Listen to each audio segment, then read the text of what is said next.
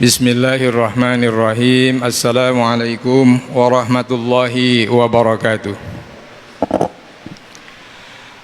Alhamdulillah, wassalatu wassalamu ala rasulillah Sayyidina wa nabiyina Muhammad ibn Abdullah wa ala alihi wa sahbihi wa adba'ihi wa man jahada fi sabilihi wa man sara ala nahji ila yaumil qiyamah. Rabbi syrah li sadri wa yassir li amri wa hlul 'uqdatam min lisani yafqahu qawli.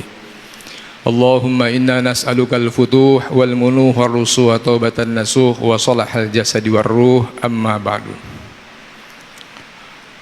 Qala Allah subhanahu wa ta'ala fil Qur'anil Majid, a'udzu billahi minasy syaithanir rajim. Bismillahirrahmanirrahim. Wasari'u ila maghfiratin min rabbikum wa jannatin 'arduha as-samawati wal ard uiddat lil muttaqin. Shadaqallahul azim. Ma'asyiral muslimin wal muslimat, jamaah salat subuh yang dirahmati Allah Subhanahu wa taala, dan juga para jamaah itikaf yang dimuliakan Allah. Pertama dan yang utama, marilah kita panjatkan puji syukur kita kehadirat Allah Subhanahu wa taala atas segala nikmat yang diberikan kepada kita. Salawat dan salam semoga selalu tercurah kepada Nabi kita yang mulia Rasulullah Muhammad sallallahu alaihi wasallam, keluarga, para sahabat, para tabi'in dan para pengikutnya alaihim ajmain. Tak lupa mudah-mudahan Allah Subhanahu wa taala selalu memberikan kepada kita kesehatan lahir dan batin, dan Allah menjadikan kita orang-orang yang sukses di bulan Ramadan ini. Wabil khusus para jamaah yang mengikuti kegiatan itikaf kemarin, karena berdasarkan informasi dan berbagai pengalaman baik para ilmuwan maupun seperti yang disebutkan oleh Imam Al-Ghazali, diyakini kemarin sepertinya tanda-tanda Lailatul Qadar itu jatuh pada tanggal 27. Seharian kemarin tidak ada hujan, cuacanya begitu teduh dan sejuk, malam hari begitu segar.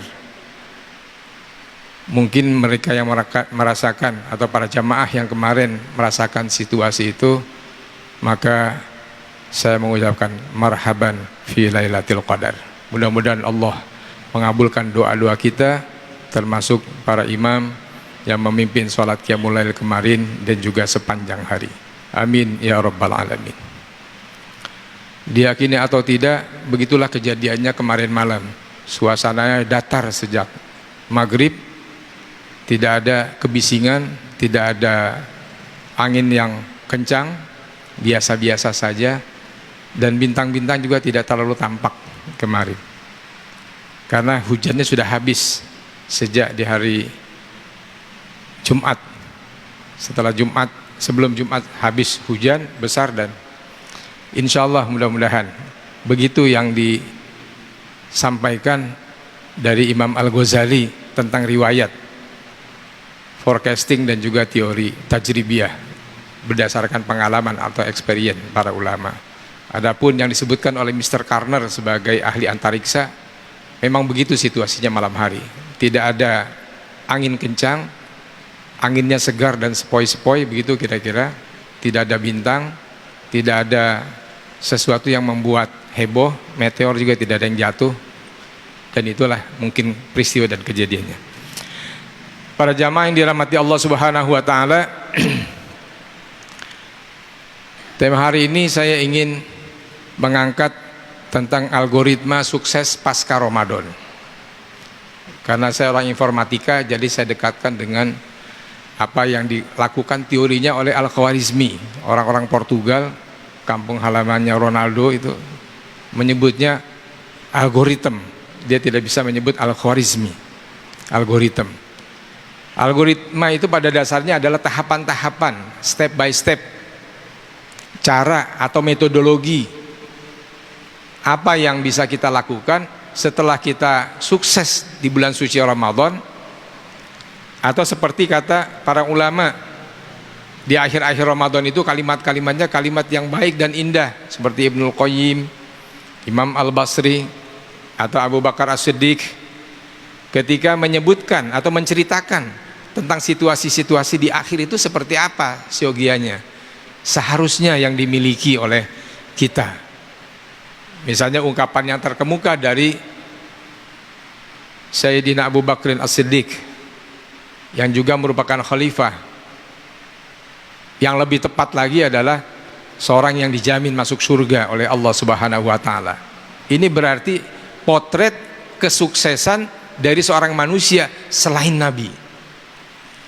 Adapun kita bukan Nabi, bukan juga ulama, nggak ada potongan mungkin, tapi kita bisa melihat panutannya yang paling puncak itu adalah pada Abu Bakar As-Siddiq yang sudah disebut secara eksplisit oleh Rasulullah SAW min ahlil jannah, salah satu dari 10. Nanti kita bisa lihat potretnya pada 10 orang sahabat yang dijamin masuk surga. Selebihnya baru kita berbicara pada 70.000 orang yang dinyatakan oleh Rasulullah SAW masuk surga bi ghairi hisab, tanpa hisab. Nah, jadi yang pertama kita bisa melihat potret pertama adalah wa fi rasulillahi uswatun hasanah, sudah pasti. Yang kedua adalah pada diri para sahabat yang dijamin masuk surga, yaitu 10 orang kira-kira, asyrun minas sahabah. Yang ketiga baru melihat potretnya pada 70.000 orang yang disebutkan dalam hadis secara eksplisit masuk ke dalam surga Allah Subhanahu wa Ta'ala bi ghairi hisab. Kita bisa lihat seperti apa potret mereka, minat tabi'in wa tabi'in min ashabi Rasulullah sallallahu alaihi wasallam. Para jamaah yang dirahmati Allah Subhanahu wa Ta'ala, semuanya itu membentuk pada satu teori yang bisa kita pelajari. Rasulullah juga telah membentuk teorinya kepada kita yang dikumpulkan oleh Imam Al-Bukhari dan juga para imam yang lain yang terkemuka. Kita bisa baca pada Kutubus Sittah, 6 kitab yang paling tidak menjadi gambaran, dan ini masyhur ya di kalangan para ulama. 6 kitab ini sudah menjadi potret, bisa membaca dalam seluruh aspek kehidupan, mulai dari akidah, ibadah, dan juga muamalah. Sebagaimana kita membaca hadis Rasulullah SAW, kalau kita membaca surat Al-Ikhlas itu seperti membaca sepertiga Al-Quranul Karim. Begitulah kira-kira rumusan-rumusannya. Jadi kalau pada diri Rasulullah itu yang disebut sebagai uswatun hasanah itu mengandung banyak teori dalam semua aspek, makanya bersifat saintis, bisa dipelajari. Teori apa yang membuat Rasulullah begitu hidup dalam kehidupannya, dan kita juga bisa masuk surga. Tidak ada cita-cita tertinggi dari kita sebagai umat Rasulullah SAW dan juga sebagai hamba Allah kecuali masuk surga. Apalagi yang kita capai? Tidak ada.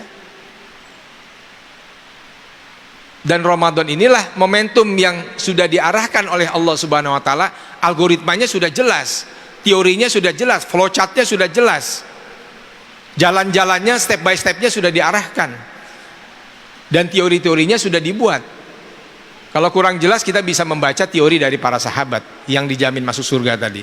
Belum jelas lagi lihat potret dari 70.000 orang yang disebutkan, mereka tidak akan dihisap oleh Allah Subhanahu wa Ta'ala. Nah, kita bisa pelajari. Nah, itulah salah satu di antara teori-teori computing atau komputer yang bisa mendefinisikan. Saya bisa membuatnya dalam bentuk sistem pakar atau sistem penunjang keputusan, sampai kemudian kita bisa mendapatkan teorinya. Bagaimana kita bisa mendapatkan arahan-arahan itu? Yang pertama yang bisa kita dapati dari teori tentang algoritma sukses pasca Ramadan. Kalau Ramadannya kita sudah jelas, tidak ada hambatan kita dalam beribadah di bulan suci Ramadan kecuali semuanya adalah kebaikan. Kalau masih ada orang berpikir di dalam bulan suci Ramadan ini keburukan, atau mencari-cari keburukan, atau menemukan keburukan, menemukan cacat, mengorek-ngorek cacat, itu berarti cacat juga secara pikiran, cacat juga secara ibadah, ibadahnya belum khusyuk, sebab selalu mencari-cari kesalahan dan kekeliruan orang lain, apakah dalam pribadinya, atau dalam tindak tanduknya, atau dalam keluarganya, atau dalam mendidik anaknya, atau dalam postingannya misalnya, selalu ada aja yang salah. Itu berarti cacat mental dan pikirannya. Padahal di bulan suci Ramadan ini semuanya itu adalah kebaikan. Allah mengajarkan kepada kebaikan. Buat apa kita puasa? Supaya kita jadi baik, bukan supaya kita jadi punya kemampuan menelisik, mencari, menemukan keburukan, cacat dan aib orang. Karena untuk yang seperti itu Rasulullah sudah memberikan kepada kita guidance, bimbingan. Man satara aiban minal muslimin satarallahu lahu aiban yaumal qiyamati. Kalau nggak mau dikorek-korek nanti kesalahan dan kecacatannya di hari kiamat, jangan pernah mengorek-ngorek aib seseorang, apalagi di muka publik misalnya. Ramadan inilah kesempatan kita memperbaiki diri, memperbaiki paradigma kita dalam melihat orang, memperbaiki paradigma kita melihat diri kita sendiri. Ini potretnya sekarang seperti ini gitu. Atas nama apapun, apakah atas nama diri kita atau atas nama saya sebagai ketua atau rektor STIMIK misalnya, atau atas nama pengurus masjid, kerjaannya mencari-cari keburukan tetangga atau lingkungan di sekitar masjid. Bukan, kita menemukan fuqara wal masakin supaya masjid bisa memberikan santunan, agar tidak hanya bisa membangun masjid dengan megah, tapi kita tidak bisa membuat megah para tetangga masjid misalnya begitu. Saya menyampaikan bimbingan kepada para takmir masjid, takmir musola dan langgar. Saya sampaikan, karena beberapa waktu yang lalu saya mengisi kajian tarawih di satu kampung, semua lingkungannya Masya Allah nggak bisa saya ceritakan karena masjidnya lebih megah. Tapi saya sampaikan, jangan kaget kalau nanti langgar ini, musola ini atau masjid ini itu didatangi oleh warga, semua pengen iktikaf. Kenapa? Karena tempatnya adem, tempatnya enak, ya, lebih bagus daripada rumah-rumahnya masing-masing gitu.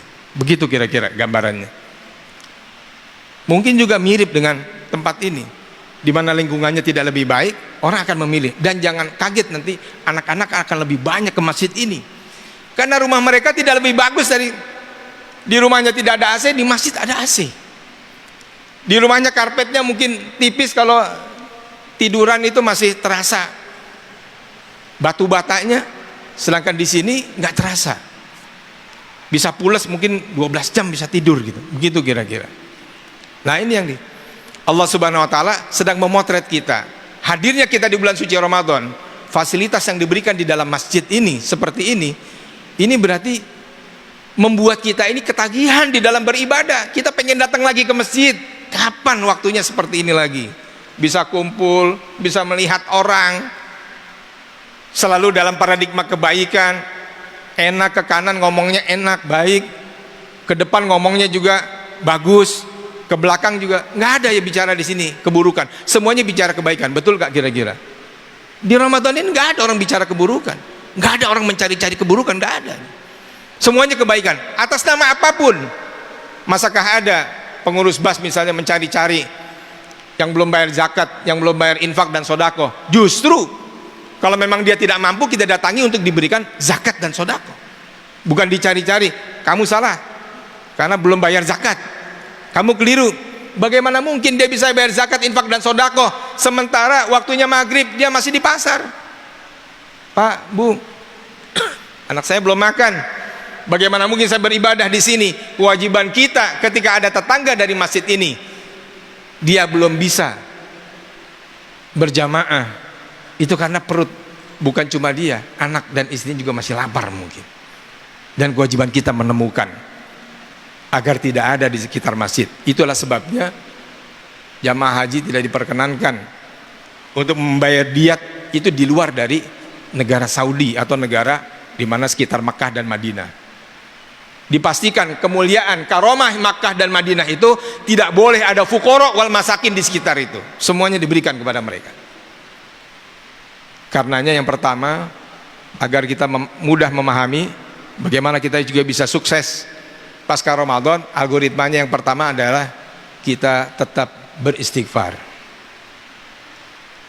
Astaghfirullahaladzim, wasari'u ila magfiratin min rabbikum wa jannatin arduhas samawat wal ard uiddat lil muttaqin. Kita puasa tujuannya bertakwa. Allah mengingatkan di dalam surat Ali Imran, bersegeralah kamu untuk mendapatkan ampunan Allah. yang luas balasannya adalah surga seluas langit dan bumi, bahkan lebih dari semesta yang ada. Wa iddatil muttaqin, bagi orang bertakwa. Siapa yang bertakwa? Orang yang sukses Ramadan. Apakah orang yang sukses Ramadan? Apakah orang yang bertakwa? Mungkinkah dia punya sifat mencari-cari kesalahan orang lain? Mungkin nggak? Tidak. Mungkinkah orang-orang yang sukses Ramadan disebut punya kategori ketakwaan di sisi Allah Subhanahu wa taala, punya sikap syirik dalam bahasa kita, syarik, penyarikan gitu? Mungkin nggak gitu? Atas nama apapun? Tidak. Bukan atas nama pribadi. Secara pribadi saya ihtiram. Ini secara institusi tidak juga dibenarkan. Mana ada institusi kemudian berarti pribadi yang bertakwa institusinya bejat? Nauzubillah min zalik. Tidak begitu.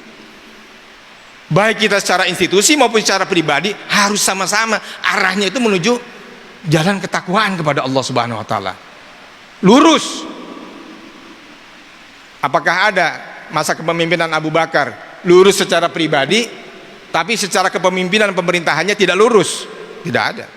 Zaman Umar, zaman Utsman, zaman Ali bin Abi Thalib. Yang kedua, jadi pasca Ramadan sebagaimana kita juga beristighfar di bulan ini, juga kita beristighfar di bulan yang lain. Yang kedua algoritmanya agar kita juga tetap sukses pasca Ramadan, yaitu kita melaksanakan sholat wajib. Sholat wajib mengajarkan kepada kita pada dasarnya kita beribadah kepada Allah bil khusyuk, dengan khusyuk. Sholat wajib. Adakah orang-orang yang sholat dia juga berkata buruk kepada orang lain? Adakah orang-orang yang sholat dia penyarikan juga kepada orang lain? Adakah orang-orang yang sholat hatinya tidak sebaik pikirannya, nggak nyambung? Kalau yang ini bagus, yang ini nggak bagus. Kenapa? Beda. Tidak ada. Kita diajarkan di dalam bulan suci Ramadan ini sholat wajib kita benar. Bahkan para ulama sufi sholat geser waktu sedikit aja itu dianggap lalai, masuk dia dalam kategori fawailul lil musallin alladzina hum an sholatihim sahun. Untuk bisa memastikan bahwa kita juga dianggap sukses sepanjang Ramadan karena pahalanya, karena ganjarannya, karena bonusnya tidak selama di bulan Ramadan, tidak sama dengan bulan Ramadan, maka sholat wajibnya juga kita jaga dengan segala model yang kita mengetahui. Apakah kita berkendaraan, apakah kita di pesawat, apakah kita di perjalanan, apakah kita sedang mukim, dan lain sebagainya. Salat wajibnya begitu azan Allahu Akbar, Allahu Akbar, datang, temui. Di musim pandemi kita nggak siap, khawatir kita terkena virus dan lain sebagainya, boleh, tidak ada masalah. Sebagaimana Rasulullah SAW menaklukkan Khalid bin Walid dengan teknologi sholat khauf. Inilah riwayat pertama yang dilakukan oleh Rasulullah SAW. Cara menaklukkan Khalid itu bukan dengan dakwah cara yang biasa, enggak. Tapi Rasulullah menaklukkan Khalid bin Walid itu, ya, dia bisa masuk Islam itu teknologinya ada teknologi perang, strategi perang. Khalid bin Walid dibikin bingung ketika Rasulullah SAW mau datang ke Mekah, sudah diketahui, pasti nanti lagi sholat, kita serang. Rasulullah ini seorang pengatur strategi, paham bagaimana harus dilakukan. Khalid dan pasukannya ketika melihat Rasulullah dan para sahabat itu sedang sholat, kita lihat, dan kita nanti menyerangnya pada saat dia sedang ruku dan sujud, karena melihat, menyaksikan. Apa yang dilakukan oleh Rasulullah SAW? Lihat, beda kualitas manusia yang dibimbing oleh wahyu dengan yang biasa-biasa saja. Secara ketakwaan sudah jelas Rasulullah orang yang paling bertakwa, patokannya adalah Rasulullah.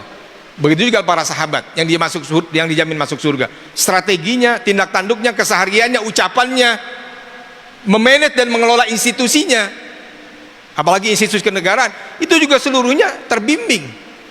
Kalau Rasulullah terbimbing wahyu, kalau para sahabat ini terbimbing dengan hadis-hadis Rasulullah SAW, praktek-praktek yang pernah hidup. Para tabiin juga demikian. dan seterusnya dan seterusnya. Bagaimana Rasulullah menaklukkan Khalid? Ketika Khalid sudah menyiapkan, Khalid bin Walid sebagai ahli strategi perang, panglima yang unggul dalam sejarah, tidak pernah kalah, ditaklukkan oleh Rasulullah dengan strategi dan taktik perang. Rasulullah menggunakan teknologi sholat khauf pertama kali, dan itu terjadi di Hudaybiyah. Jadi ketika Khalid sudah bersiap akan menyerang ke Hudaybiyah, di mana Rasulullah di situ berkumpul, membuat istilahnya itu pangkalan militer, camp militernya di situ. Rasulullah merubah, karena dalam situasi ketakutan, maka sebagian soft itu yang depan boleh ruku dan sujud, yang belakang tetap berdiri dengan memanggul senjata. Itu yang pertama sekali teknologi salat khauf dilakukan. Khalid bingung begitu melihat, kok cara sholatnya beda, kemarin ruku dan sujud, sekarang nggak bisa lagi kami menyerang, karena pada saat ruku di belakangnya tetap standby, siap siaga. Itulah yang menyebabkan Khalid berpikir, ini agama apa gitu, sholatnya bisa berubah, gayanya bisa lain dengan yang pertama. Akhirnya Khalid mengakui, ini rupanya luar biasa ya, Islam ini betul-betul bukan agama biasa gitu, seperti yang dianut oleh Khalid dan orang-orang Quraisy. Dan Allah Subhanahu wa taala, ini hanya teknologi sholat yang digunakan, belum yang lainnya. Banyak kisah-kisah bagaimana Rasulullah menaklukkan para pembesar Quraisy dengan berbagai macam metodologi, dan itu harus kita temukan ya, dari setiap metodologinya atau teknologinya. Jadi sholat wajib yang kedua, kita pelihara, kita jaga, kita juga melakukannya baik di Ramadan maupun setelah Ramadan, zuhur, asar, maghrib, isya, subuh dan seterusnya, kita jaga dan pelihara. Yang ketiga, algoritmanya adalah melaksanakan sholat sunnah. Kita sangat getol, sholat sunnahnya kadang kita 2 kali, 2 gelombang. Sholat tarawih habis isya bareng-bareng, tidak dilanjutkan witir, kita nyambung lagi tadi malam jam 2 sampai jam 3 atau jam 3 sampai jam 4, baru kita ikut witir. Ada juga yang witir nanti nggak witir lagi, ada juga yang nungguin witir karena ingin doa bersama, doa kunut atau doa kunut nazilah dan lain sebagainya. Dengan kita melakukan sholatun nawafil, sholat-sholat sunnah, memastikan bahwa kita juga sama, suksesnya Ramadan kita juga sukses di luar Ramadan. Hati kita juga berada dalam kondisi yang tetap memuncak seperti Ramadan. Tidak mungkin kita melaksanakan Ramadan semuanya sukses, sholat sunnahnya kita paling banyak, kita tidak sebanyak orang-orang Madinah yang melaksanakan sholatnya sampai 36 rakaat karena mengganti. Kalau orang-orang Mekah 2 rakaat tawaf, kita di mana tawafnya di sini? Tidak ada, tidak berbanyak.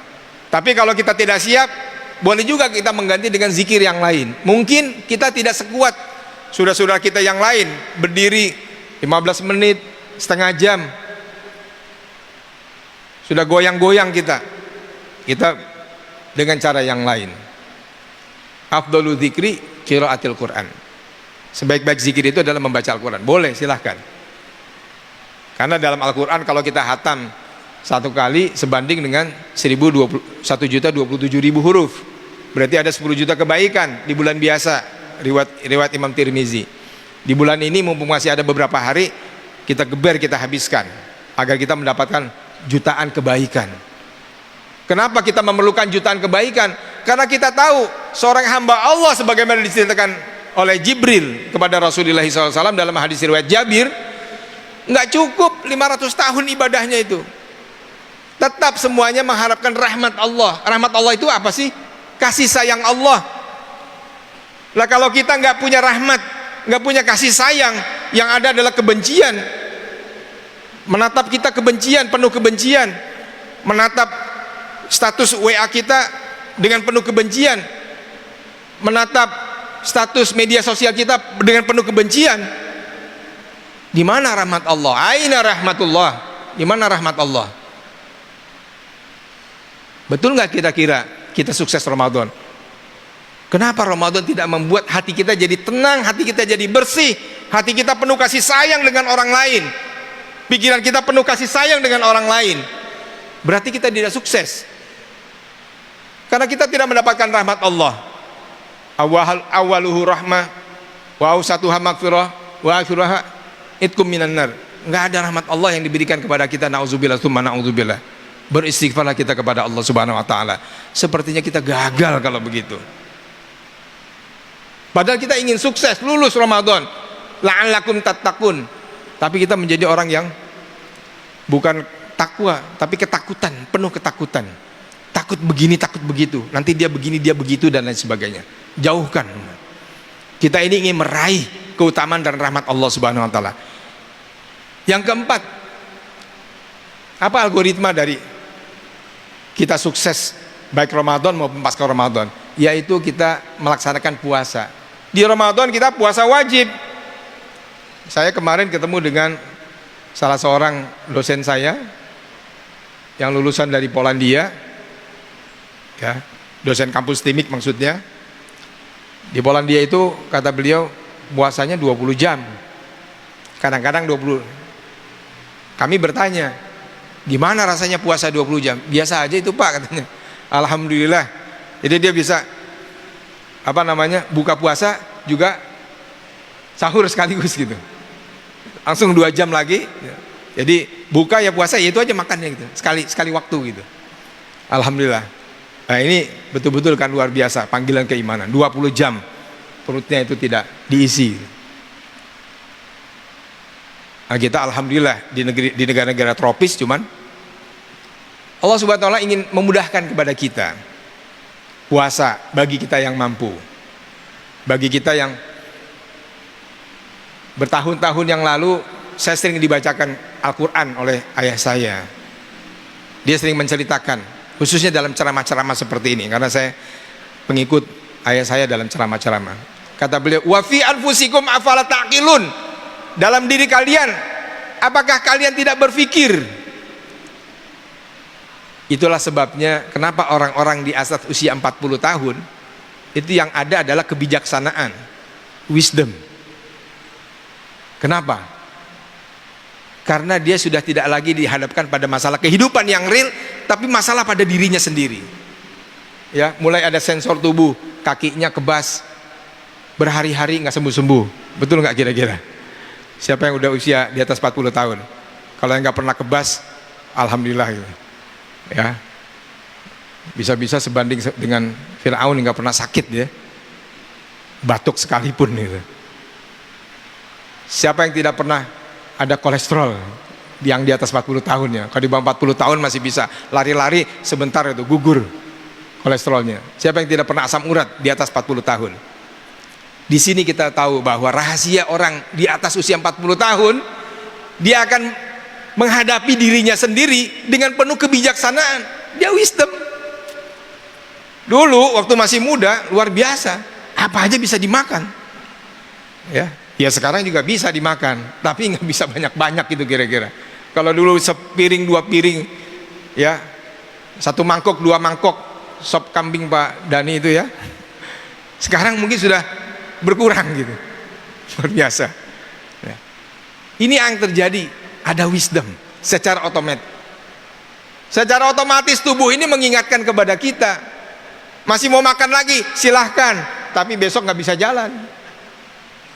Masih mau makan lagi, tafadhol, tapi besok merangkak jalannya ke Masjid Nurul Mukminin. Betul nggak kira-kira? Itu pun kita masih pengen, coba bawalah saya, tidak apa-apa pakai kursi roda. Subhanallah, masih luar biasa. Di situ kita baru tahu keajaibannya. Saya memaksa 5 hari, Allah memberikan sakit sampai saya tidak bisa berkata-kata karena tenggorokannya stadium 3, kata dokter THT. Sudah parah, 3 kali lipat bengkak dan memerahnya ini. Tapi saya kepingin menghatamkan. Dalam posisi sakit itu saya tetap membaca di dalam hati dan alhamdulillah menghatamkan. Karena kepingin bagaimana kebaikan itu menjadi obat bagi diri kita sendiri. Dan juga saya ingin membuktikan Al-Quran ma huwa syifa, Al-Quran itu jadi obat.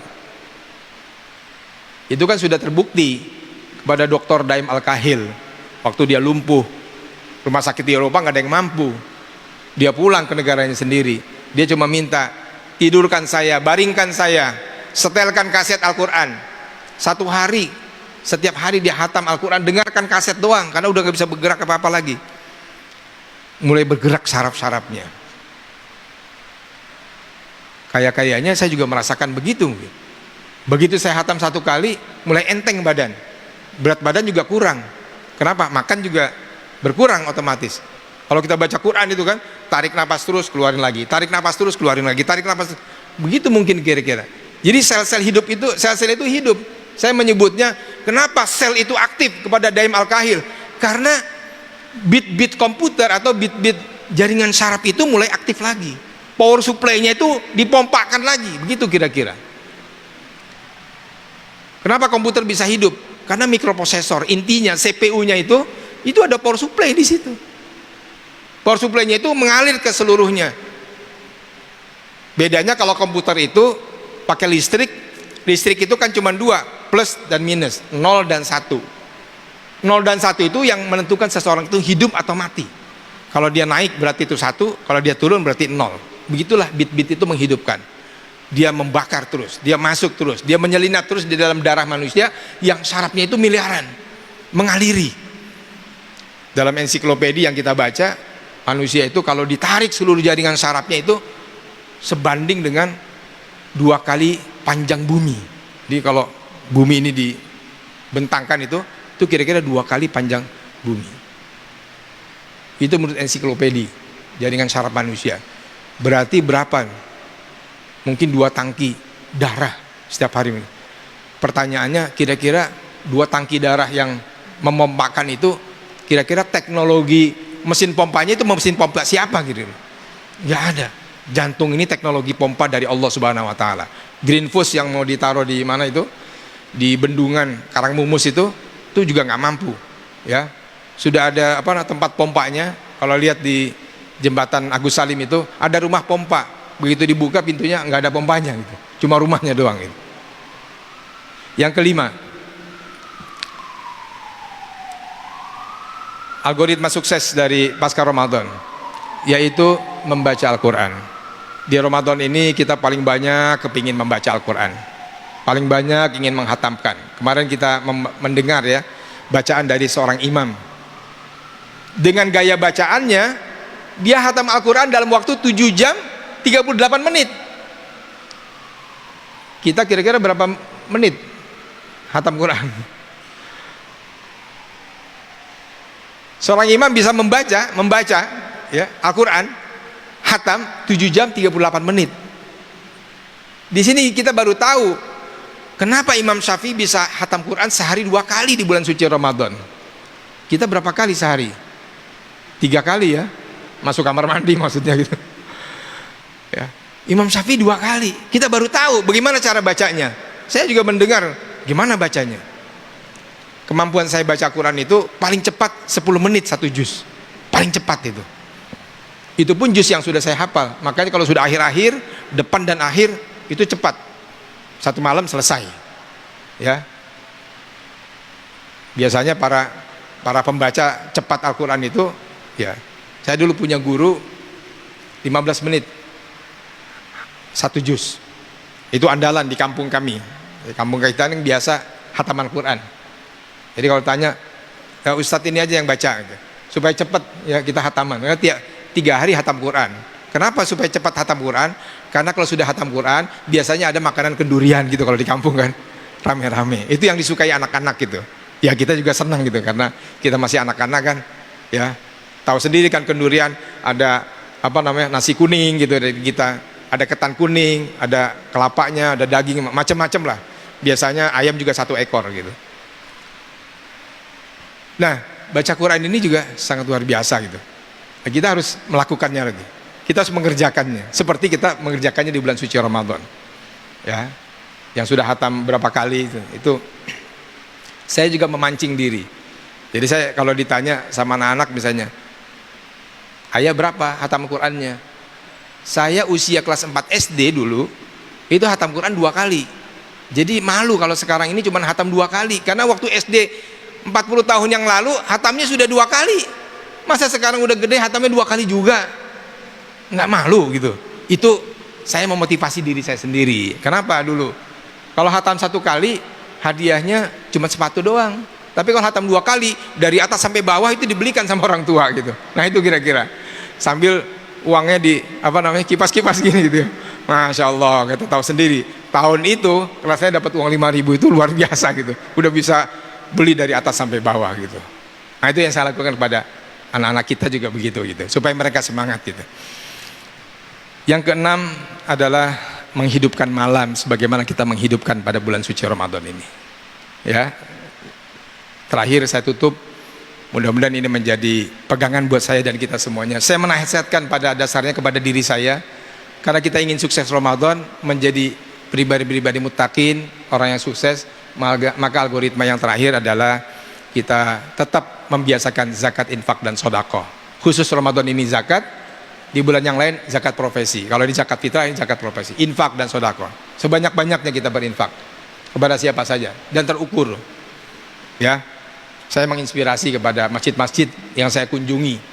Setelah kita berhasil membangun masjid dengan megah, tapi kita belum berhasil membangun kemegahan jiwa raga kaum muslimin di sekitar masjid. Kalau kita berhasil membangun masjid semegah ini, saya memprediksi ini harga masjid 70 miliar, Al-Ma'ruf 50 miliar. Kita bisa membangun, kita punya zakat, infak, baitul mal masjid ini 70 miliar lagi, kita duplikasi. Saya yakin di sekitar sini nggak ada yang kelaparan, nggak ada yang nggak bisa sekolah, nggak ada yang nggak bisa makan, semuanya bisa, bahkan bisa usaha dan bisnis. Teorinya sederhana, penduduk Samarinda 1.900.000 lah katakan, atau 800.000 muslimnya, bayar zakatnya cuma 3,5 kilo atau 50.000 misalnya, 50.000 per orang kali 800.000, berapa itu kira-kira uangnya? Cuma zakat fitrahnya aja berapa kira-kira? 4 miliar ya, 4 miliar, 4 miliar. Seperdelapannya itu untuk asnaf, amilin, seperdelapannya untuk fakir, seperdelapannya masakin. Jangan habiskan semuanya. Ciptakan kemudian adalah orang-orang muzaki di tahun yang akan datang. Kalau sekarang dia fuqara, tahun depan kita target muzaki. Kita ngasihnya cuman beras satu sok, satu kresekan doang. Apa jadinya gitu? Coba langsung kasih 5 juta, 10 juta, 20 juta. Besok dia jadi pengusaha, dia bukan mustahik lagi tahun depan. Langsung jadi muzaki. Betul nggak kira-kira? Coba 70 miliar. Kira-kira ada nggak kas masjid di kita di Kaltim atau Samarinda yang 70 miliar nilainya?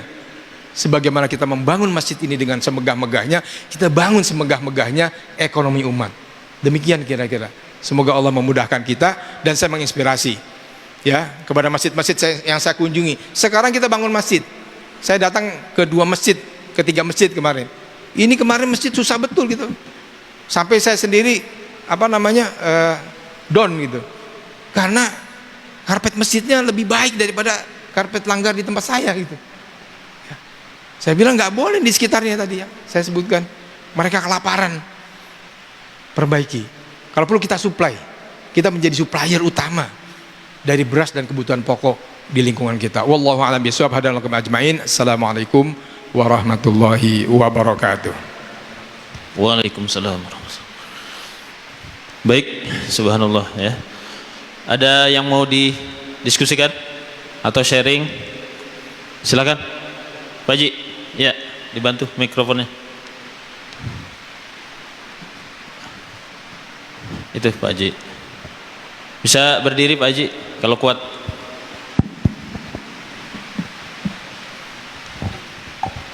Assalamualaikum warahmatullahi wabarakatuh. Makasih Pak Ustadz. Saya ini Pak 20 tahun lebih sudah pensiun. Jadi saya ini keliling yang sering saya tempati masjid ada 5 Islamic Center di sini dengan di Masjid Raya Al-Ma'ruf dengan 6 Baitul Jabar dengan ini Pak. Jadi saya banyak teman di situ Pak. Saya tahu Pak, kalau orang itu sudah sering sholat itu insya Allah. Adapun ngarumpinya itu mungkin tidak seberapa. Lalu dia kalau tahu ini ngarumpi, dibilang, wah si anu nih seperti mulut perempuan. Nah pertanyaan saya di sini Pak, apakah perempuan itu dibolehkan ngarompi itu? Mohon penjelasan, makasih banyak. Iya, terima kasih. Langsung aja. Langsung. Ya. Ya, terima kasih. Pertanyaannya sangat luar biasa, Pak Haji. Yang pertama, yang harus kita ingat ini adalah para aktivis masjid atau para penghuni masjid atau para ahlul masjid seperti Pak Haji dan kita semuanya yang hadir di sini, paradigmanya harus bagaimana menebarkan manfaat seluas-luasnya dengan gaya masing-masing. Karena semua kita beda. Yang paling mudah. Cara berdakwahnya 4 sahabat yang dijamin masuk surga kan beda, Ji. Ya kan? Abu Bakar dengan penuh kelembutannya, Umar dengan ketegasannya. Ya. Sampai beliau mengatakan, orang yang paling kuat di antara kalian akan paling lemah di hadapanku. Tapi orang yang paling lemah di antara kalian akan menjadi kuat di hadapanku. Artinya yang lemah itu selalu disantuni, diberikan supaya dia tersupport dan dia jadi lebih baik. Tapi orang yang kuat jangan pernah macam-macam. Nah, gitu kira-kira. Begitu juga Utsman dengan kedermawanannya. Sampai sekarang kita dengar, ya kan, rekening Utsman, dermawannya luar biasa. Yang nggak habis-habis. Karena Utsman itu menjadi donatur, ya, investor, pembuat sumur di Madinah. Yang sekarang juga nggak habis-habis itu sumurnya. Makanya rekening Utsman itu nggak. Yang keempat Ali bin Abi Thalib. Masih ada 6 lagi sahabat, bisa dilihat potretnya. Begitulah cara dakwah mereka. Sa'ad bin Abi Waqqas itu menjadi duta.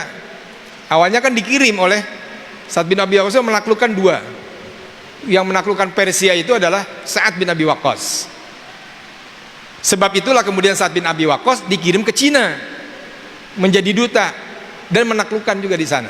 Jadi untuk daerah jalan ke daratan Cina itu melewati beberapa, ya, daerah termasuk India dan seterusnya.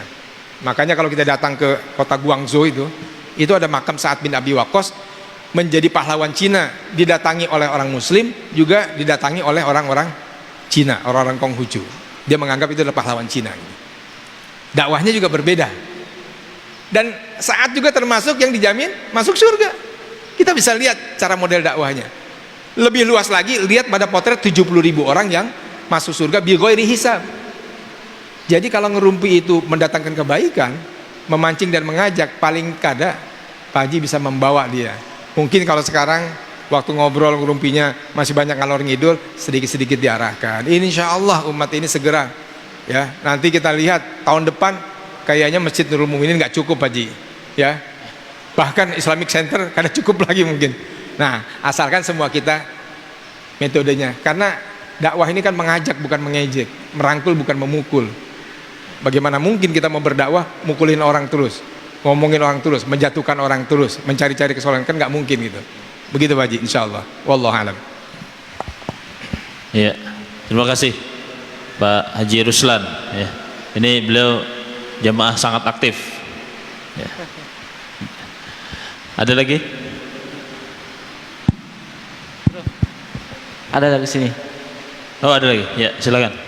Bismillah. Assalamualaikum Pak Guru. Salam.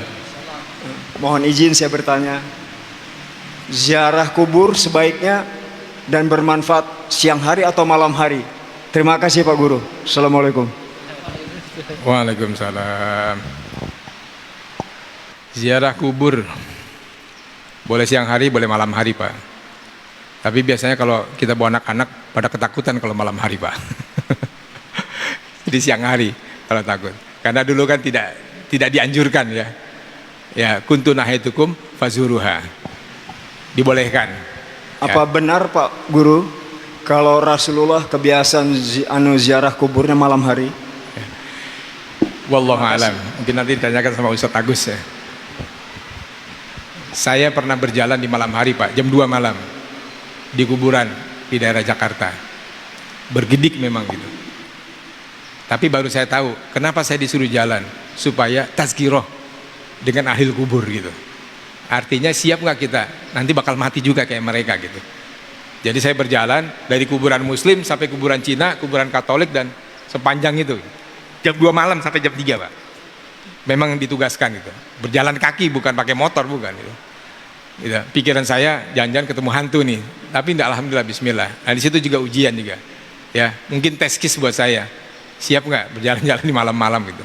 Memang tidak sendiri walaupun jaraknya 1 meter gitu.